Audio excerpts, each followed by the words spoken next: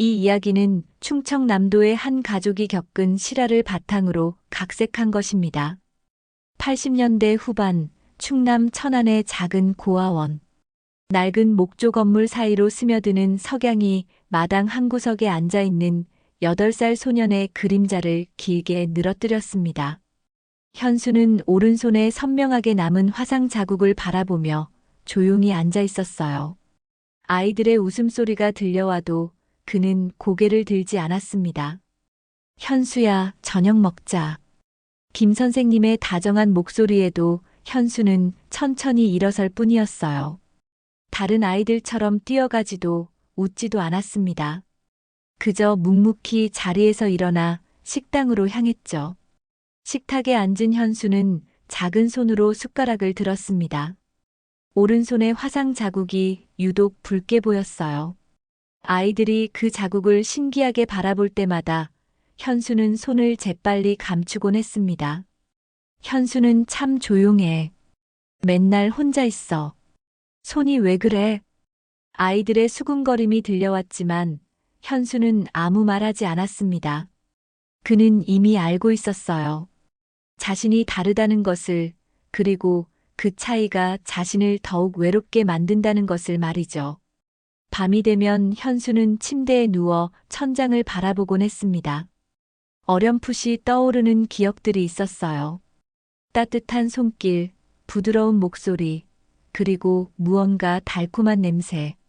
하지만 그 기억들은 마치 안개처럼 희미해서 잡으려 하면 금세 사라져버렸습니다. 엄마, 아빠.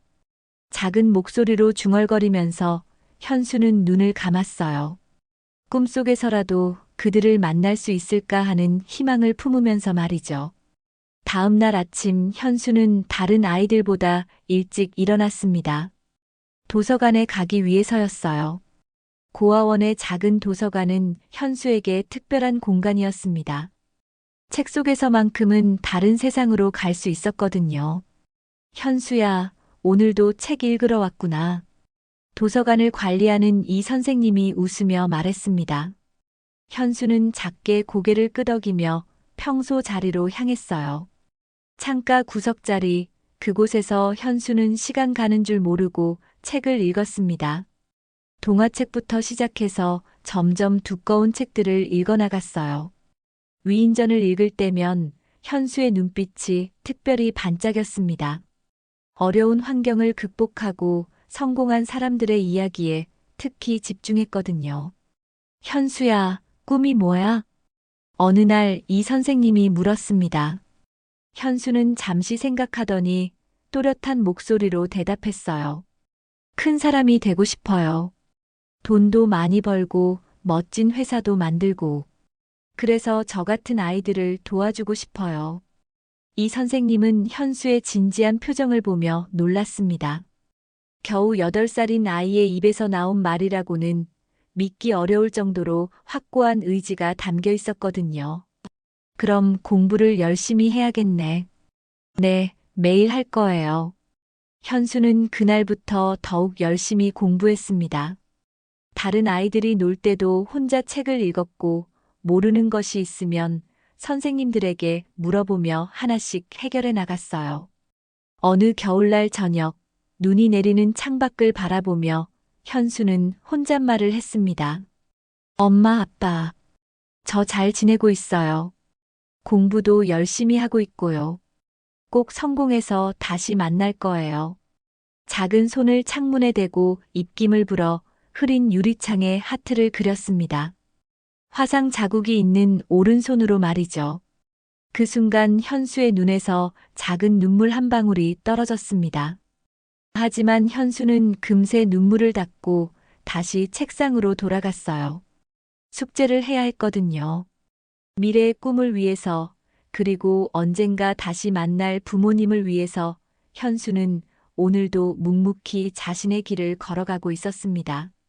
고아원의 밤은 깊어갔지만 현수의 작은 책상 위 스탠드는 여전히 환하게 빛나고 있었어요.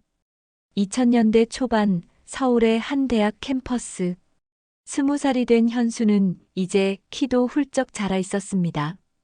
여전히 조용한 성격이었지만 눈빛만큼은 어린 시절보다 더욱 단단해져 있었죠. 현수야, 또 도서관이야? 같은과 친구 민호가 물었습니다.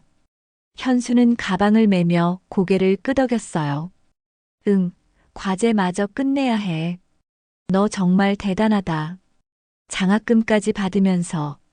현수는 작게 미소 지었습니다. 전액 장학금을 받아 이 대학에 입학한 것은 그에게 큰 자부심이었어요. 고아원에서의 그 다짐을 지키고 있는 것 같아서 뿌듯했습니다. 도서관에서 밤늦게까지 공부를 마치고 기숙사로 돌아가는 길 현수는 습관처럼 오른손을 바라봤습니다. 화상 자국은 여전히 선명했어요.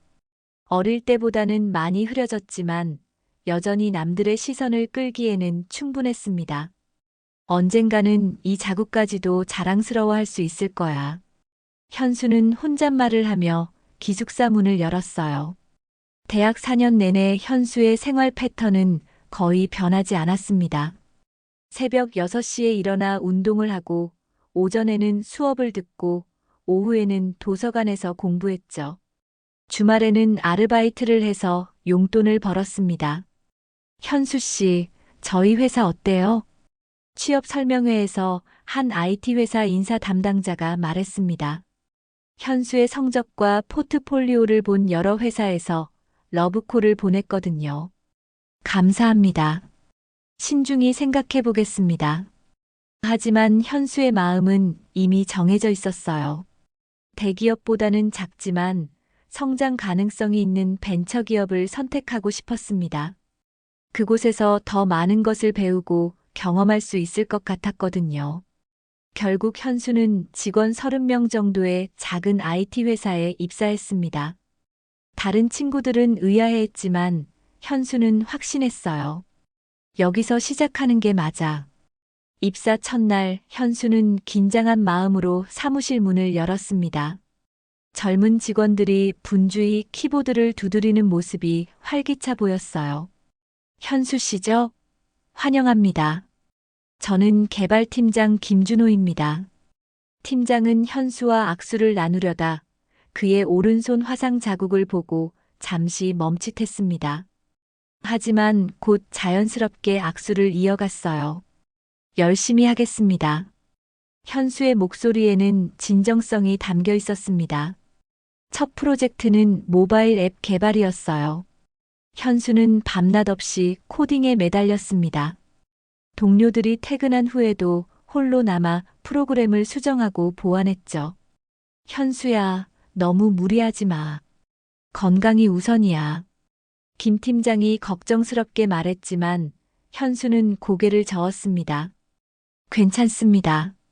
이 정도는 할 수 있어요. 그렇게 6개월이 지났을 때 현수가 개발한 앱이 예상보다 큰 성공을 거두었습니다.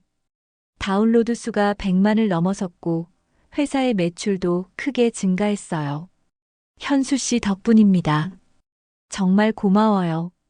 대표이사가 현수의 어깨를 두드리며 말했습니다. 하지만 현수의 마음 한구석에는 더 큰 꿈이 자리 잡고 있었어요. 언젠가는 내 회사를 만들고 싶어. 회사 옥상에서 서울 야경을 바라보며 현수는 다짐했습니다. 고아원에서 품었던 그 꿈이 점점 현실에 가까워지고 있었거든요. 3년 후 현수는 마침내 퇴사를 결심했습니다. 그동안 모은 돈과 몇몇 투자자들의 도움으로 자신만의 회사를 설립하기로 한 거였어요. 현수야, 성공하면 꼭 연락해. 동료들과 작별 인사를 나누며 현수는 새로운 출발점에 서 있었습니다. 28살의 현수에게는 모든 것이 가능해 보였어요.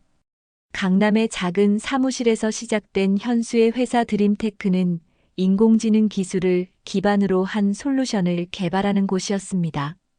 직원은 현수 포함 5명 뿐이었지만 모두의 열정은 대단했어요. 우리가 만든 기술로 세상을 바꿔보자. 현수의 말에 직원들은 고개를 끄덕였습니다.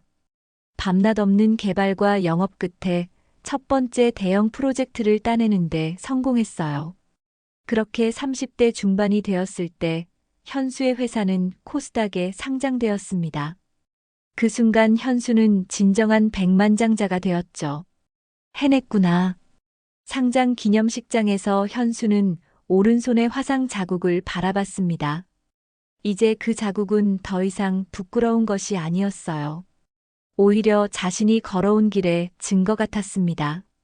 하지만 성공의 기쁨도 잠시, 현수의 마음 한구석에는 여전히 빈 공간이 있었습니다. 함께 기뻐할 가족이 없다는 사실이 그를 외롭게 만들었거든요. 엄마, 아빠, 저 성공했어요. 정말 큰 사람이 되었어요. 그날 밤 현수는 혼자 샴페인을 들며 어둠 속에서 중얼거렸습니다. 화려한 성공 뒤에 감춰진 깊은 외로움을 달래면서 말이죠. 2025년 봄 서울 코엑스 컨벤션 센터. 아시아 AI 테크 서밋이라는 대형 간판이 건물 전면을 장식하고 있었습니다. 40살이 된 현수는 이제 한국을 대표하는 AI 기업의 회장으로 성장해 있었어요. 현수 회장님, 기조연설 준비 완료되었습니다. 비서 이미영이 정중하게 말했습니다. 현수는 고급 정장을 말끔히 차려입고 있었지만 여전히 오른손에는 얇은 가죽 장갑을 끼고 있었어요. 화상 자국을 가리기 위해서였습니다. 네, 알겠습니다. 현수는 연단 앞에 섰습니다. 3,000명이 넘는 청중들이 그를 바라보고 있었어요. 카메라 플래시가 터지고 기자들이 분주히 메모를 했습니다. AI가 바꿀 미래, 그리고 우리의 책임에 대해 말씀드리겠습니다. 현수의 목소리는 안정적이고 카리스마가 넘쳤습니다. 40분간의 연설 내내 청중들은 그의 말에 집중했어요. 고아원 출신에서 성공한 기업가로 거듭난 그의 스토리는 이미 많은 사람들에게 알려져 있었거든요. 연설이 끝나자 뜨거운 박수가 쏟아졌습니다. 현수는 깊게 인사하며 연단에서 내려왔어요. 훌륭한 연설이었습니다. 사진 한 장만 찍어주세요. 사람들이 몰려들었지만 현수는 정중히 응대하며 로비로 향했습니다. 잠시 휴식을 취하려고 했던 거였어요. 로비의 한쪽 구석에서 차를 마시고 있을 때였습니다. 앞에서 걸어오던 노부부와 현수가 정면으로 부딪혔어요. 아, 죄송합니다. 현수가 재빨리 일어나며 사과했습니다. 부딪히는 순간 현수의 왼손에 끼고 있던 장갑이 벗겨지면서 오른손의 화상 자국이 그대로 드러났어요. 노부부는 그 자국을 보는 순간 얼굴이 하얗게 질렸습니다. 특히 할머니 박순자는 떨리는 손으로 입을 막았어요. 저기요. 할아버지 김영철이 떨리는 목소리로 말했습니다. 네, 말씀하세요. 현수는 장갑을 다시 끼려 했지만 노부부의 시선이 자신의 손에서 떨어지지 않는 것을 느꼈어요. 혹시 나이가 어떻게 되시나요? 박순자가 간절한 눈빛으로 물었습니다. 현수는 이상한 기분이 들었어요. 왜 갑자기 나이를 묻는 걸까요? 40살입니다만. 40살. 노부부는 서로를 바라보며 뭔가 말을 하려다 말았습니다. 박순자의 눈에는 어느새 눈물이 맺혀 있었어요. 그 손의 자국은? 김영철이 조심스럽게 물었습니다. 현수는 당황스러웠어요. 처음 보는 사람들이 왜 자신의 화상 자국에 이렇게 관심을 보이는지 이해할 수 없었거든요. 어릴 때 화재 사고로 생긴 겁니다. 현수의 대답에 박순자는 그만 주저앉을 뻔했어요. 김영철이 재빨리 아내를 붙잡았습니다. 혹시 고아원에서 자라셨나요? 이번에는 김영철이 물었습니다. 현수는 점점 더 당황스러워졌어요. 이 노부부가 왜 자신의 과거에 대해 이렇게 자세히 알고 있는 듯한 질문을 하는 걸까요? 그렇습니다만 왜 그런 질문을? 우리 아들. 박순자가 흐느끼며 말했습니다. 우리 아들 현수도 오른손에 똑같은 자국이 있었어요. 그리고 나이도 40살이면 85년생인데 현수의 심장이 빨리 뛰기 시작했습니다. 우연의 일치치고는 너무 많은 것들이 맞아떨어지고 있었어요. 이름이 현수라고 하셨나요? 현수가 떨리는 목소리로 물었습니다. 네, 김현수. 우리 아들 이름이 김현수예요. 김영철이 대답했습니다. 현수는 그 순간 온몸에 소름이 돋았어요. 자신의 성도 김씨였고 이름도 현수였습니다. 저도 김현수입니다. 현수의 말에 노부부는 서로 부둥켜 안고 울기 시작했어요. 주변 사람들이 이상한 시선으로 바라봤지만 세 사람은 그런 것도 느끼지 못했습니다. 정말 우리 현수인 거야? 박순자가 떨리는 손으로 현수의 얼굴을 어루만지려 했어요. 하지만 현수는 한 발 뒤로 물러났습니다. 잠깐만요. 이게 무슨 상황인지.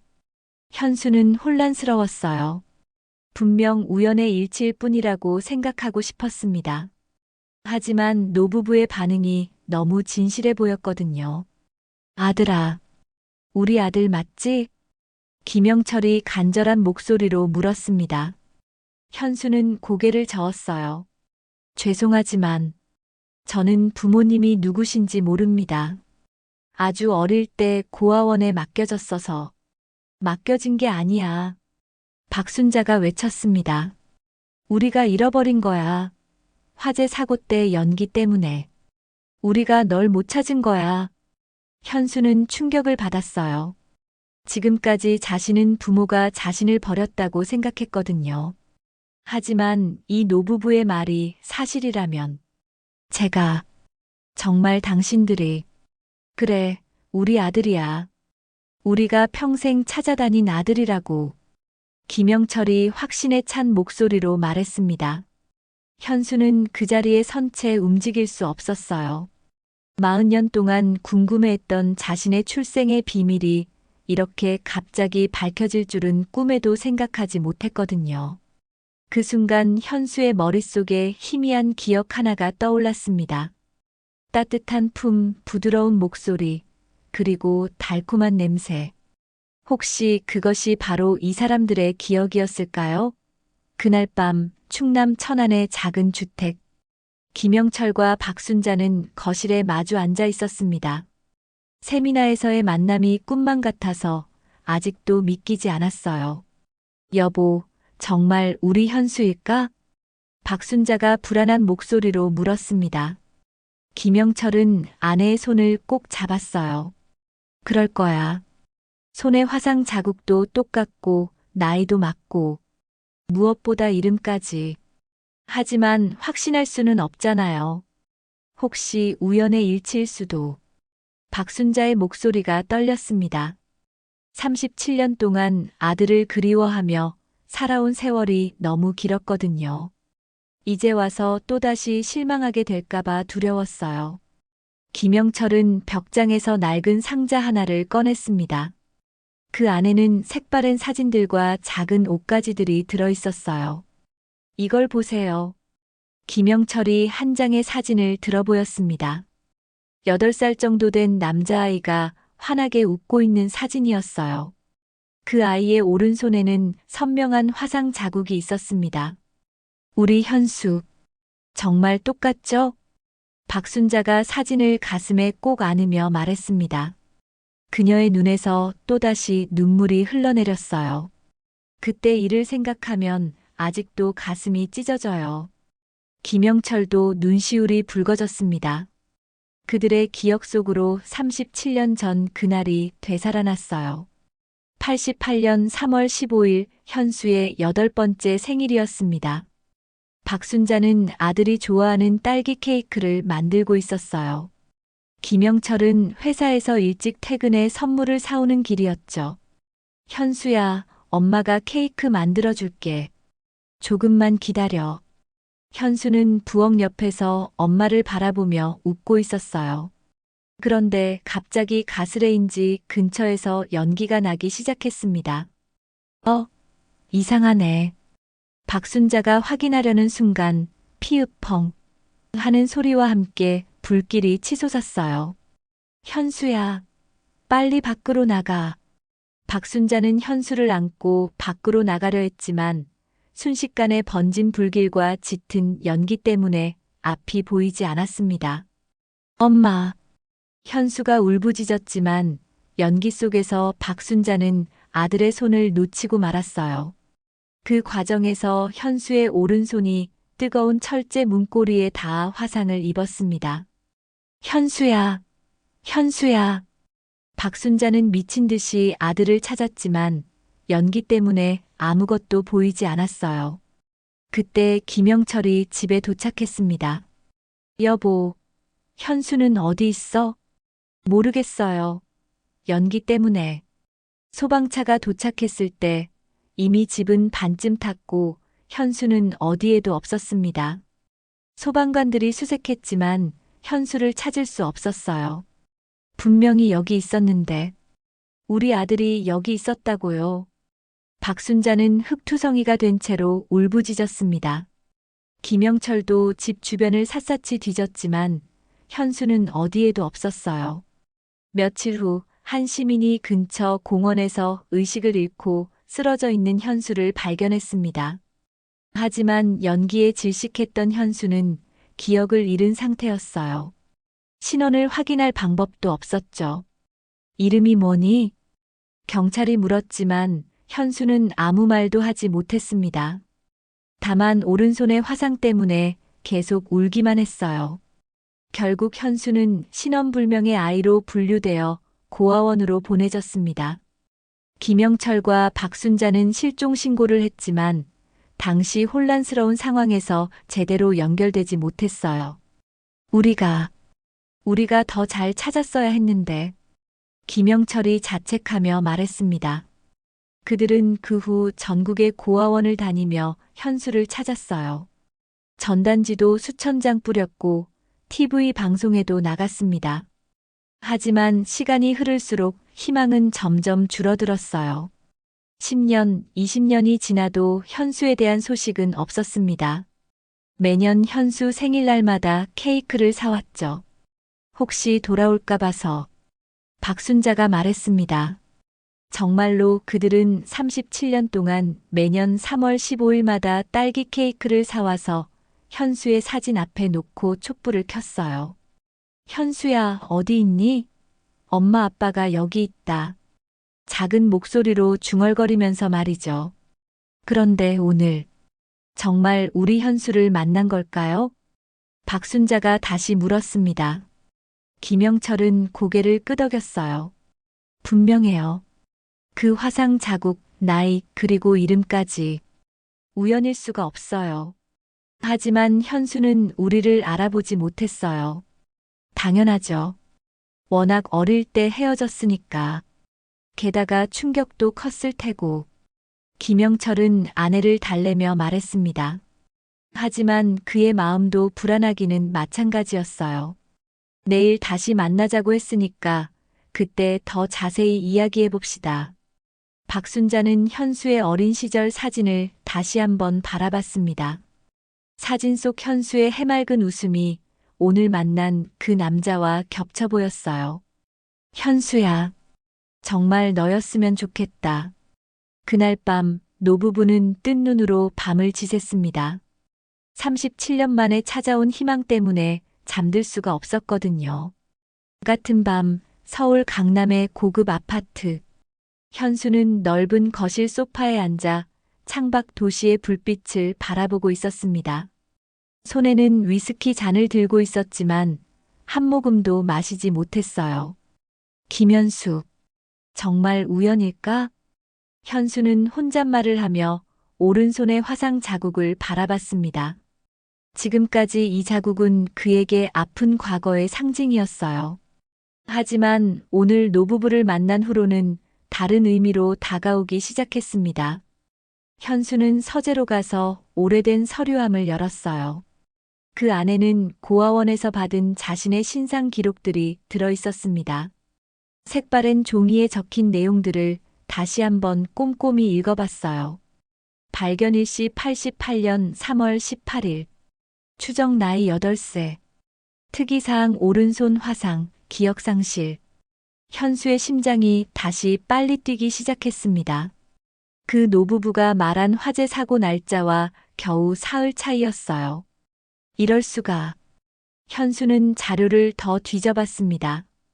고아원 원장님이 써주신 메모도 있었어요. 이 아이는 심한 정신적 충격으로 인해 과거를 기억하지 못합니다.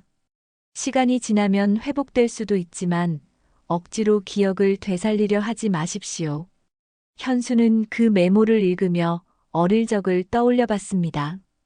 정말로 8살 이전의 기억은 거의 없었어요.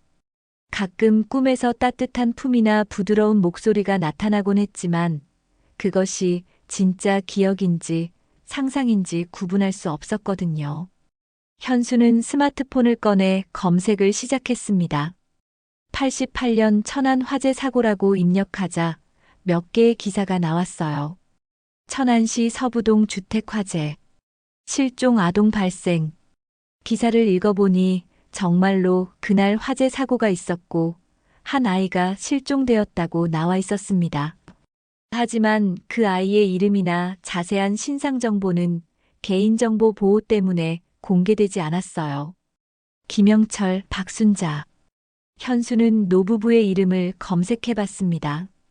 하지만 흔한 이름이라 수많은 검색 결과가 나왔죠.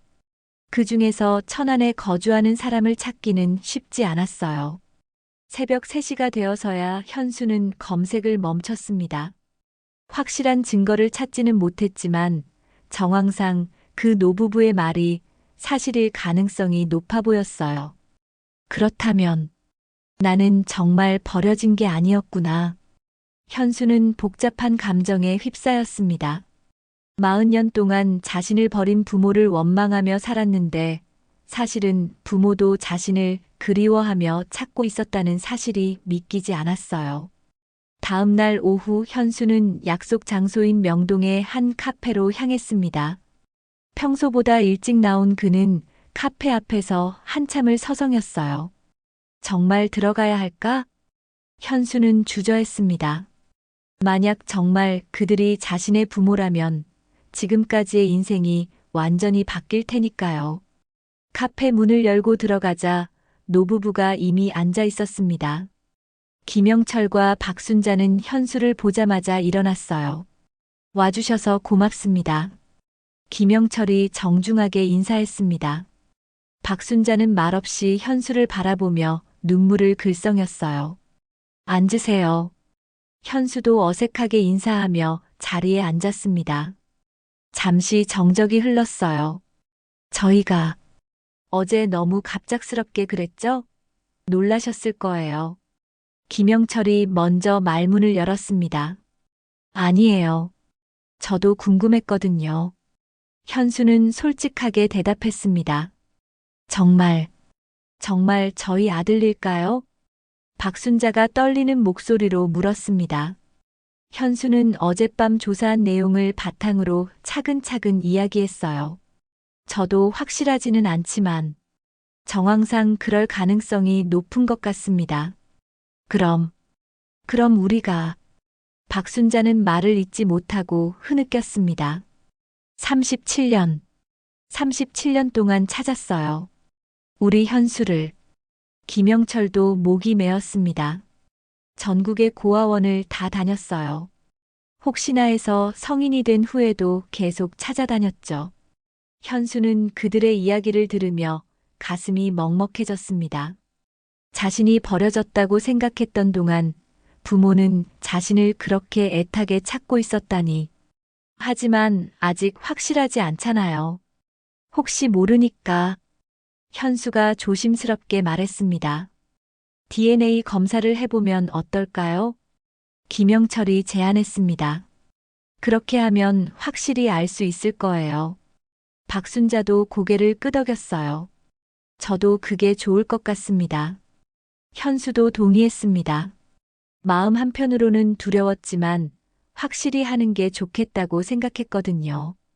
그럼 병원에 가볼까요? 김영철이 일어서며 말했습니다. 세 사람은 함께 근처 대학병원으로 향했어요. 병원 가는 길에 박순자가 현수에게 물었습니다. 그동안 많이 힘드셨죠? 괜찮았어요. 좋은 분들을 많이 만났거든요.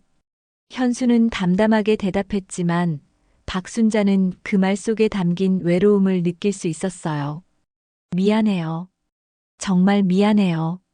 박순자가 중얼거렸습니다. 현수는 그런 그녀를 바라보며 복잡한 마음이 들었어요. 만약 정말 이 사람들이 자신의 부모라면 과연 어떤 마음으로 받아들여야 할까요? 서울대학교병원 진단검사의학과. 세 사람은 조용한 대기실에 앉아 있었습니다. DNA 검사를 위한 체열이 끝난 후였어요. 결과가 나오려면 일주일 정도 걸린다고 하네요. 김영철이 말했습니다. 현수는 고개를 끄덕이며 팔의 체열 부위를 살짝 눌렀어요. 그동안 더 이야기해 볼까요? 박순자가 조심스럽게 제안했습니다. 현수는 잠시 망설이다가 고개를 끄덕였어요. 좋습니다. 세 사람은 병원 근처의 조용한 찻집으로 자리를 옮겼습니다. 박순자는 가방에서 낡은 봉투 하나를 꺼냈어요. 이걸 보여드리고 싶어서 가져왔어요. 봉투 안에는 현수의 어린 시절 사진들이 들어 있었습니다. 현수는 그 사진들을 하나씩 들여다봤어요. 이건 3살 때고 이건 5살 생일 사진이에요. 박순자가 설명했습니다. 사진 속 아이는 정말로 현수와 닮아 있었어요. 특히 눈매와 웃는 모습이 똑같았습니다. 그리고 이건 박순자가 마지막 사진을 보여줬습니다. 8살 현수가 엄마와 함께 케이크 앞에서 웃고 있는 사진이었어요. 그런데 그 순간 현수의 머릿속에 희미한 기억이 떠올랐습니다. 딸기 케이크, 달콤한 냄새, 따뜻한 품. 이 케이크. 현수가 사진을 가리키며 말했습니다. 딸기 케이크죠? 현수가 제일 좋아했어요. 박순자의 대답에 현수는 깜짝 놀랐어요. 자신도 모르게 딸기 케이크에 대한 특별한 감정이 있었거든요. 어릴 때부터 딸기 케이크만 보면 왠지 모를 그리움이 느껴졌는데 그 이유를 몰랐어요. 혹시 곰 인형도 있었나요? 현수가 물었습니다. 꿈에서 가끔 작은 곰 인형이 나타나곤 했거든요. 어머, 박순자가 놀라며 소리쳤습니다. 맞아요. 현수가 항상 안고 다니던 곰 인형이 있었어요. 갈색 곰 인형에 빨간 리본이 달린. 현수는 온몸에 소름이 돋았습니다. 꿈에서 본 그 곰 인형과 정확히 일치했어요. 그 인형은 어떻게 됐나요? 화재 때 다 타버렸어요. 현수와 함께. 김영철이 슬픈 목소리로 말했습니다. 현수는 갑자기 가슴이 답답해졌습니다. 어린 시절의 기억들이 조각조각 떠오르기 시작했어요. 따뜻한 손길, 자장가 소리, 그리고 현수야라고 부르는 다정한 목소리. 아파트 10층에 살았죠? 현수가 갑자기 물었습니다.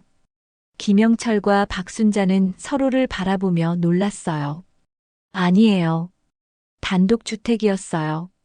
마당에 감나무가 있는 감나무. 현수가 중얼거렸습니다. 그런데 정말로 가을에 감을 따먹던 기억이 어렴풋이 떠올랐어요. 그리고 검은 강아지도 있었죠? 이름이 바둑이. 박순자가 외쳤습니다. 맞아요. 바둑이. 현수가 그렇게 좋아했는데. 현수는 더 이상 말할 수 없었습니다. 머릿속에서 기억들이 폭포수처럼 쏟아져 나왔거든요. 바둑이와 뛰어놀던 마당, 감나무 아래서 놀던 오후, 그리고 엄마가 불러주던 자장가. 엄마. 현수가 무의식적으로 중얼거렸습니다. 박순자는 그 말을 듣는 순간 눈물을 펑펑 쏟기 시작했어요. 현수야. 정말 우리 현수 맞구나. 김영철도 눈시울이 붉어졌습니다. 현수는 혼란스러웠어요. 분명히 기억이 나는데 동시에 너무 오래된 일이라 확신할 수 없었거든요. 하지만 아직 DNA 결과가 그런 건 중요하지 않아요. 박순자가 현수의 손을 잡으며 말했습니다. 이미 충분해요. 당신이 우리 아들이라는 걸 느낄 수 있어요. 현수는 박순자의 따뜻한 손길을 느꼈습니다. 그 순간 어린 시절 아팠을 때 이마를 만져주던 엄마의 손길이 떠올랐어요. 저도 뭔가 느껴져요. 현수가 떨리는 목소리로 말했습니다. 하지만 아직은 받아들이기가 어려워요. 당연해요. 37년이나 떨어져 있었는데 김영철이 이해한다는 듯 말했습니다. 천천히 해도 돼요. 우리는 어디 가지 않으니까. 그날 오후 내내 세 사람은 대화를 나눴습니다. 현수는 자신의 성장 과정을 이야기했고 노부부는 그동안 어떻게 현수를 찾아다녔는지 말해줬어요. 고아원에서도 열심히 공부했구나. 김영철이 자랑스러워하며 말했습니다. 우리가 가르쳐 준 건 아니지만 그래도 우리 아들답게 성실하게 살았네요. 많이 외로웠을 텐데. 박순자가 미안해하며 말했습니다. 현수는 고개를 저었어요. 괜찮았어요. 그래도 좋은 분들을 많이 만났거든요. 그래도 부모가 없다는 게 얼마나 힘들었을까. 박순자는 또다시 눈물을 글썽였습니다. 해가 질 무렵 세 사람은 작별을 고했습니다. DNA 결과가 나올 때까지 기다리기로 했어요. 일주일 후에 다시 만나요. 현수가 말했습니다.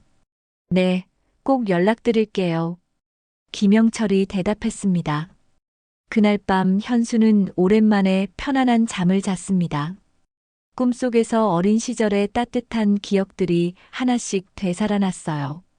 그리고 그 꿈속에는 엄마와 아빠가 있었습니다. 일주일 후 서울대학교 병원. 현수는 김영철, 박순자와 함께 진단검사의학과 앞에서 기다리고 있었습니다. 세 사람 모두 긴장한 표정이었어요. 김현수님, 김영철님, 박순자님, 안으로 들어오세요. 간호사가 호명했습니다. 현수의 심장이 빨리 뛰기 시작했어요.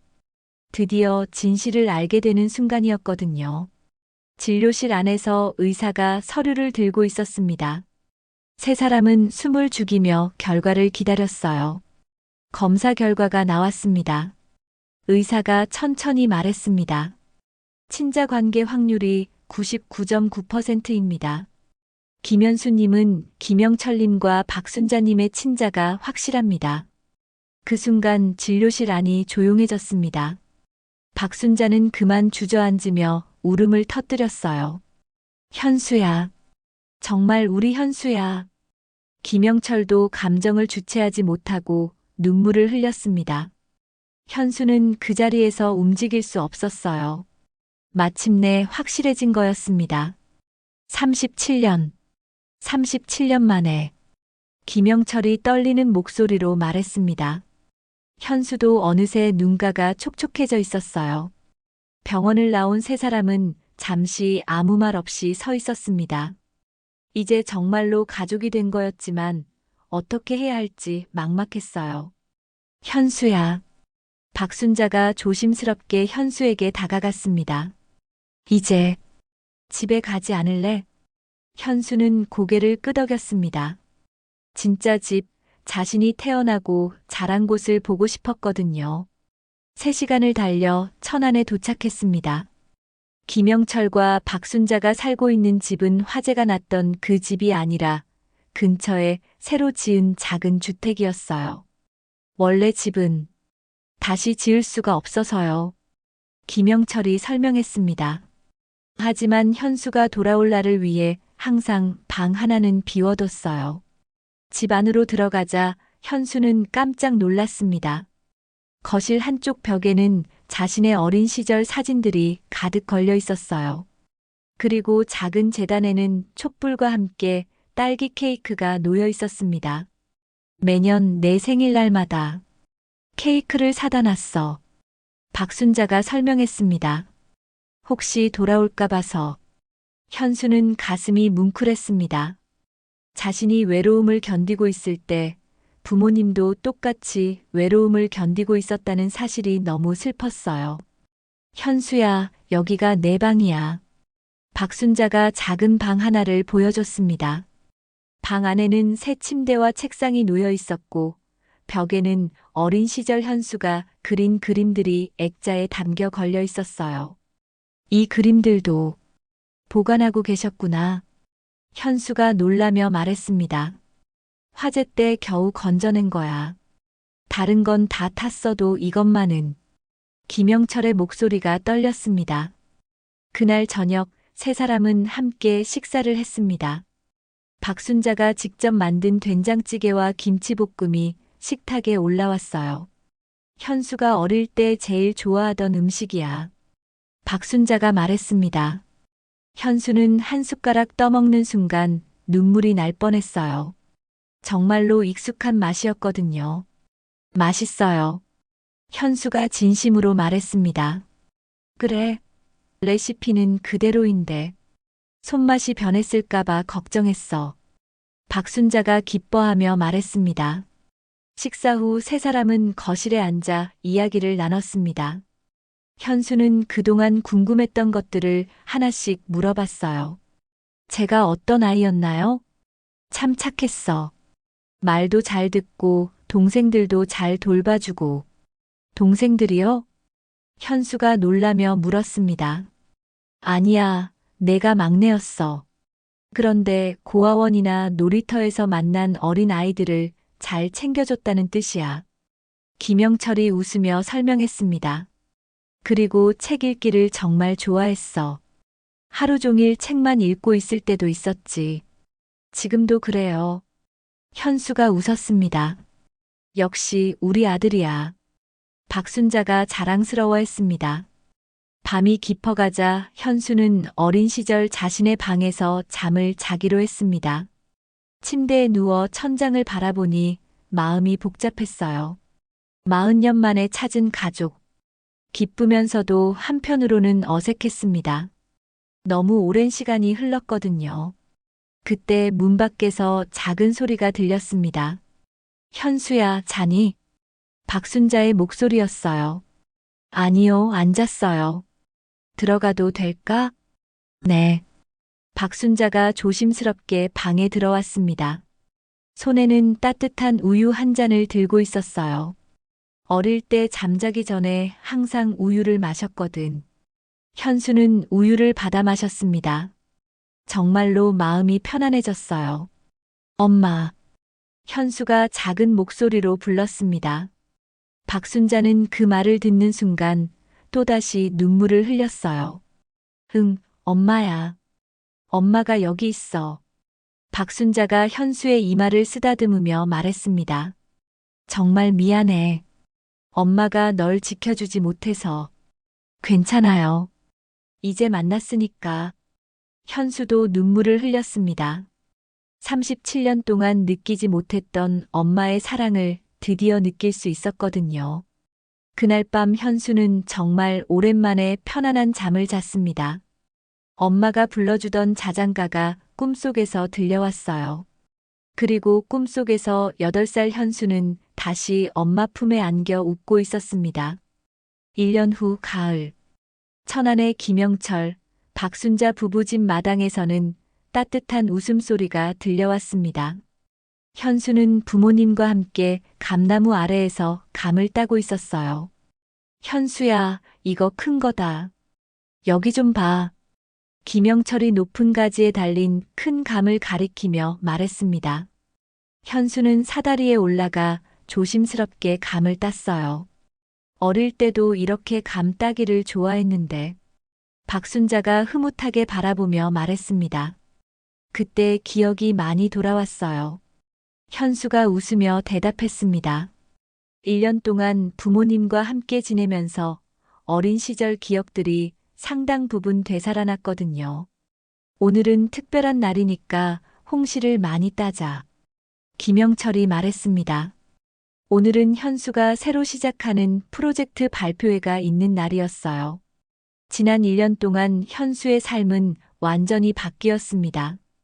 회사 경영은 전문 경영진에게 맡기고 자신은 새로운 일에 전념하기로 했거든요.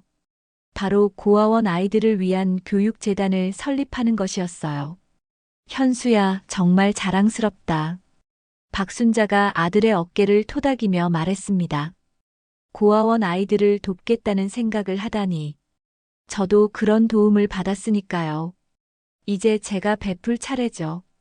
현수의 목소리에는 확신이 담겨 있었습니다. 오후에 세 사람은 함께 서울로 향했습니다. 드림테크 본사에서 열리는 희망나무 재단 출범식에 참석하기 위해서였어요. 현수 회장님, 준비 완료되었습니다. 비서 이미영이 알려줬습니다. 행사장에는 언론사 기자들과 교육계 인사들이 많이 참석했어요. 오늘은 저에게 매우 뜻깊은 날입니다. 현수가 연단에 서서 말하기 시작했습니다. 1년 전 저는 37년 만에 잃어버린 가족을 찾았습니다. 청중들이 조용히 현수의 이야기에 귀를 기울였어요. 그 과정에서 깨달은 것이 있습니다. 가족의 사랑이 얼마나 소중한지, 그리고 그 사랑 없이 자라는 아이들이 얼마나 외로운지를 말이죠. 현수는 객석에 앉아 있는 부모님을 바라봤습니다. 김영철과 박순자는 자랑스러운 눈빛으로 아들을 바라보고 있었어요. 희망나무 재단은 고아원 아이들에게 교육 기회를 제공하고 무엇보다 따뜻한 관심과 사랑을 전해주는 것이 목표입니다. 박수가 터져 나왔습니다. 현수는 잠시 감정이 복받쳐 말을 잇지 못했어요. 제가 받았던 도움을 이제 다른 아이들에게 전하고 싶습니다. 그래서 그 아이들도 희망을 잃지 않고 꿈을 키워나갈 수 있도록 말이죠.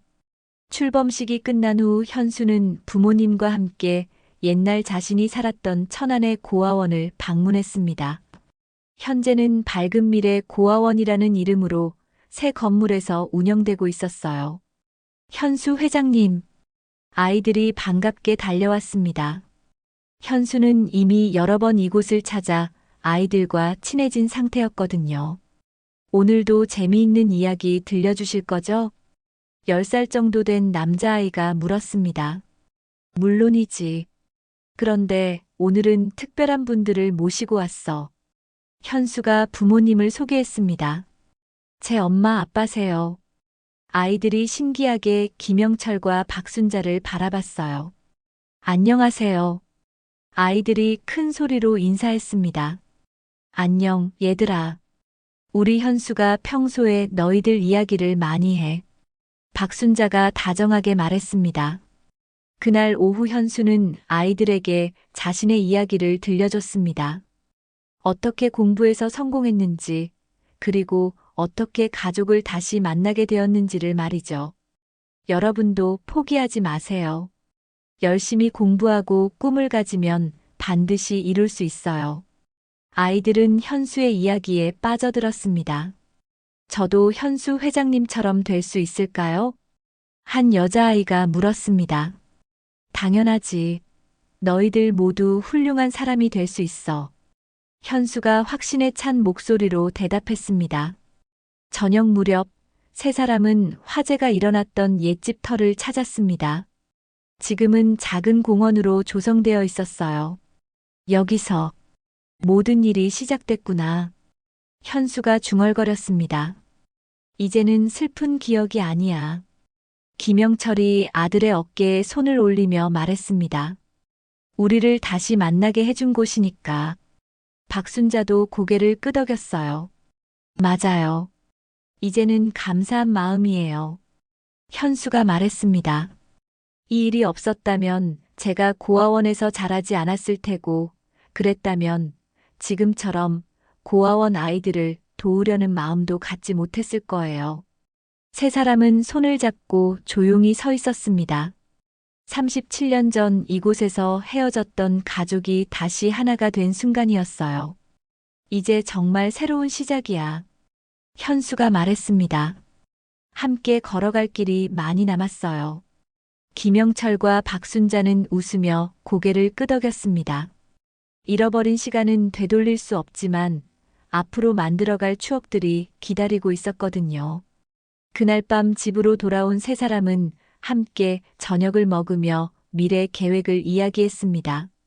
희망나무 재단 운영 방향, 고아원 아이들과의 만남, 그리고 가족으로서 함께 보낼 시간들에 대해서 말이죠. 정말 행복해. 현수가 진심으로 말했습니다. 나도야.